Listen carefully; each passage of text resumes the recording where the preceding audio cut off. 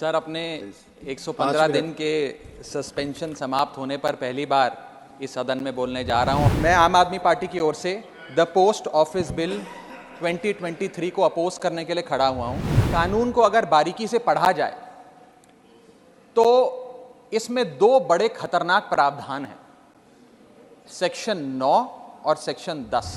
ये ऐसे खतरनाक प्रावधान हैं जो भारतीय डाक सेवा को, इंडियन पोस्टल सर्विस को इतनी शक्तियां दे देंगे कि वे किसी भी शिपमेंट को, कंसाइनमेंट को, पोस्ट को, चिट्ठी को खोलकर उसे सीज कर सकते हैं, उसे पढ़ सकते हैं, उसे इंटरसेप्ट कर सकते हैं और उसके सब्सिक्वेंटली जो एक्शन उस पर लेना चाहते हैं वो ले सकते हैं। एक और मैं खतरनाक चीज बताना चाहूंगा कि ये राइट टू प्रिवेसी जो है, ये राइट टू प्रिवेसी का वायलेशन है और राइट टू प्रिवेसी का एक हाल ही में वायलेशन मेरे साथ और इस सदन के कई सदस्यों के साथ हुआ।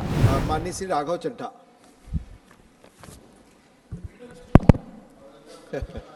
सर, अपने 115 दिन के सस्पेंशन समाप्त होने पर पहली बार इस सदन में बोलने जा रहा हूं और इस नए संसद भवन में पहली बार बोलने जा रहा हूं, तो आपका संरक्षण चाहूंगा सर। 5 मिनट समय आपका। आप इसे मेडन स्पीच भी मानकर मुझे अधिक समय दे सकते हैं अगर चाहें तो।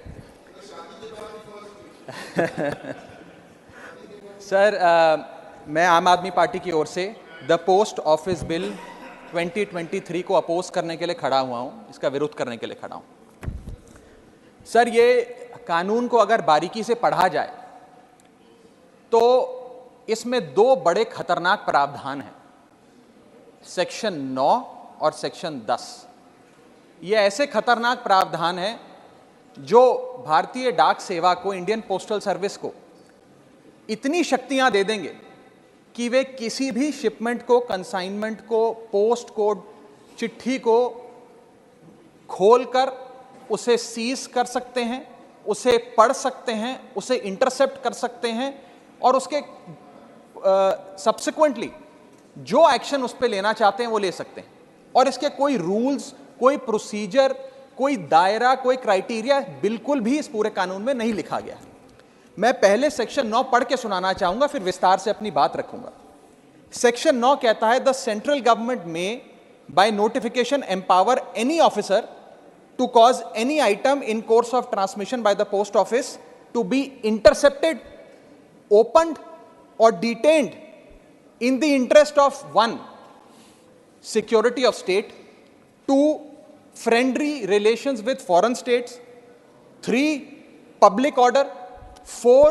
emergency, and 5.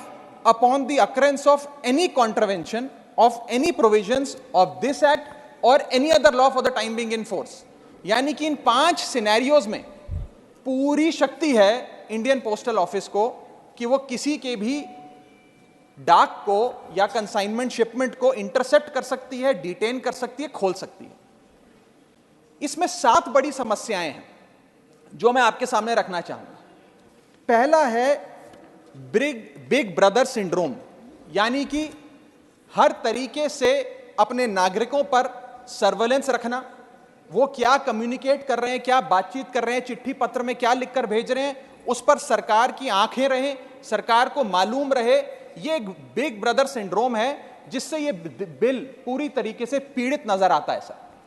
दूसरा सबसे बड़ा इसमें जो समस्या निकल कर आती है वो ये है कि ये बिल प्रोसीजर स्पेसिफाई करने में फेल हो जाता है कि वो कौन से ऐसे प्रोसीजर है जिसके तहत आप किसी डाक को इंटरसेप्ट कर सकते हैं, खोल सकते हैं या डिटेन कर सकते हैं। ये एक आर्बिटरी शक्ति नहीं हो सकती है, ये शक्ति निर्धारित होनी चाहिए कि ऐसे कौन से इमरजेंसी या फ्रेंडली स्टेट्स को आप फायदे पहुंचाने चाहते हैं जिसके चलते, या खास तौर पे किसी भी प्रावधान, किसी भी कानून का कोई वायलेट होता है तो वो आपको शक्तियां दे देता है कि आप किसी की भी डाक रोक लें।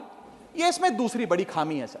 तीसरी बड़ी खामी है कि जिन ग्राउंड्स को स्पेसिफाई किया गया है कि किन ग्राउंड्स के तहत आप किसी के भी डाक को या शिपमेंट को खोल सकते हैं, कॉन्फिस्केट कर सकते हैं, इंटरसेप्ट कर सकते हैं, वो ग्राउंड्स बहुत वेग हैं।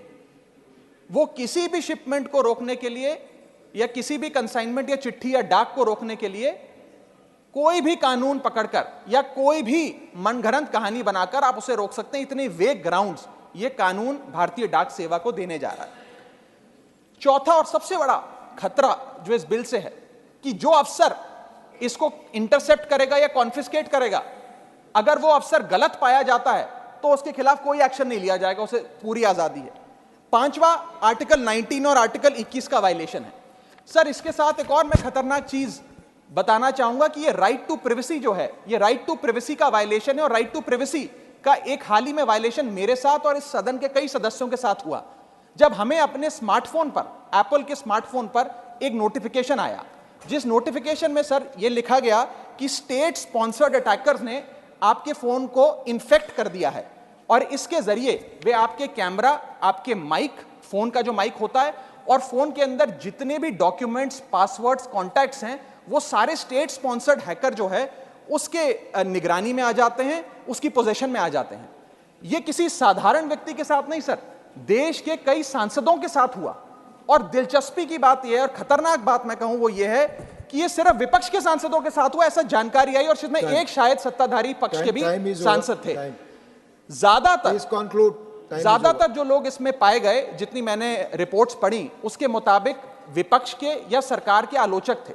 ये एक बड़ा खतरनाक हमला फोन्स पर हुआ। मैं चाहूंगा कि भारत सरकार इसमें जांच करे, आपके अध्यक्षता में सर वो जांच हो सके तो एक जॉइंट पार्लियामेंट्री कमेटी का गठन हो कि किस प्रकार से ये स्टेट स्पॉन्सर्ड अटैकर्स पेगासस नाम के और अन्य प्रकार के सॉफ्टवेयर का इस्तेमाल कर जो लोग आप कह सकते हैं आलोचक हो सरकार के या विपक्ष के नेताओं, उनके फोन को इन्फेक्ट कर रहे हैं।